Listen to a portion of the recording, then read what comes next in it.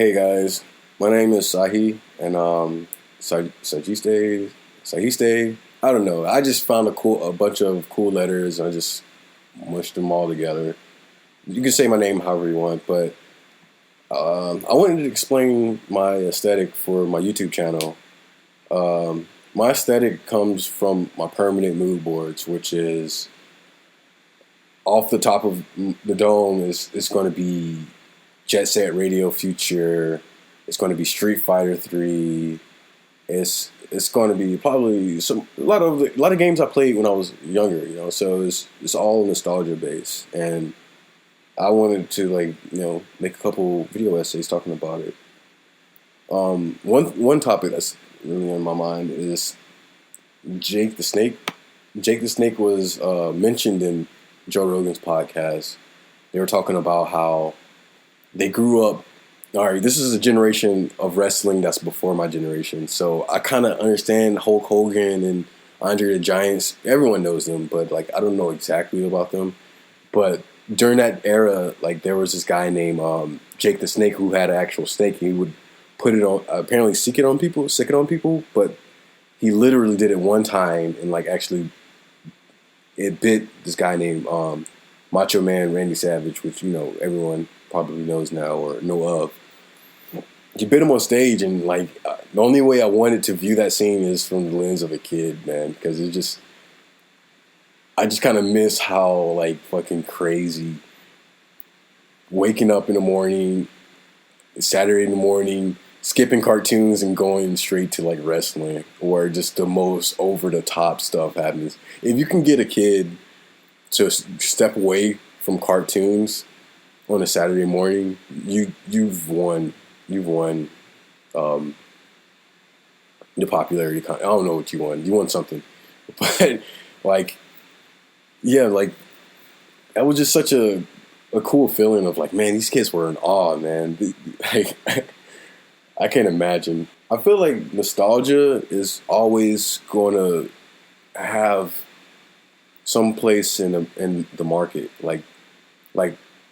We're constantly always going to see revisions of shit that we grew up to, like Chucky, Halloween, everything, because it's just it's a safe bet, and that's the downside, a little bit of a downside, and it can be a good thing, because it's cool. Fully Cooler came back, and that was really cool. Growing up in the '90s I describe it as one of the best times to be a kid, because pop culture was so prevalent, and hip hop was rising. Tupac and Biggie were they were kings at the time, and that's when the whole East Coast West Coast thing happened, and they had separate identities as a hip hop thing, and that's a big part of my culture, because I was raised with hip hop, and '90s was just a great moment for skateboarding, and just aesthetically, it was a very colorful time. It seems from the eyes of a kid. I remember growing up, and I would play this Marvel game. There's a side scroller, and also this game called Final Fight, I think. There's another side scroller, and I would go back and forth playing those. I would love those games, man. I played it as Guy, Corey, and Hagar. I used to love Nightcrawler and Cyclops, all the Marvel characters, and it's just such a nice thing to have that sense of awe, and that's what I want to really capture in my aesthetic. That's something I want to never really give up. It's a big part of who I am. Being a '90s kid kind of means that you remember when tapes were used. The end of tapes, and when it was new, and also CDs when CDs were new, and when CDs became obsolete, and when iPods were new, and then when iPods were less popular because you have iPhones. So you have this mix of knowing what it's like to be completely analog technology, just recording off the radio / knowing what it's like to not have Wi-Fi and hating your life because Wi-Fi sucks in this area. And I think I think a lot of millennials kind of get jaded from the new guys. They don't have something really interesting. These games are really cool, and social media is a really cool asset. If used responsibly. Which is rarely done. But so I have two games that was like the S tier mood boards for me.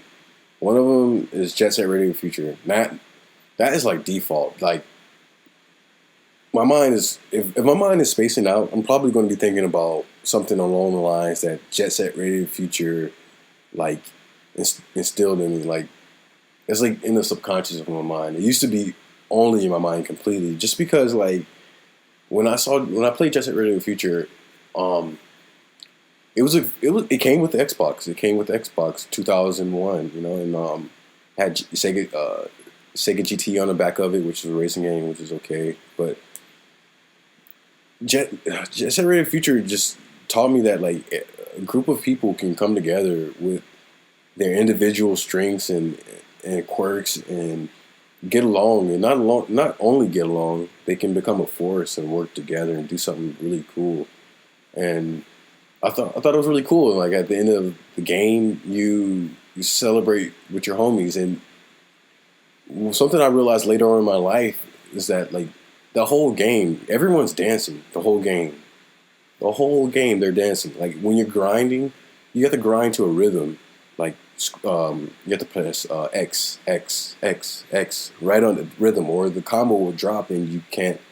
You gotta get back on the rail again, or you have to restart the combo.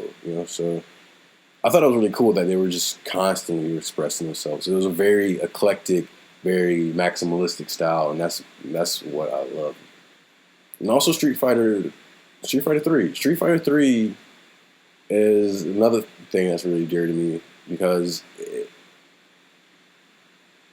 not only the game is dope, but it's just that like everything around the game is really amazing too. Like the art, the music, they just really made a time capsule of the '90s. They really wanted to I think they really thought like this was the time. Let's get with the times. And apparently it didn't do well because around the time arcades were getting obsolete. But I remember, I'm not really sure what happened, but I think we rented it from Blockbuster when I was younger, and that was enough. And I think my cousin had it somehow, and he never really picked it up, so I just kept it and played it over and over, even though nobody played it. I was in high school at the time, but I guess I just wanted to share my enthusiasm with all the things I'm a fan of, like, and I hopefully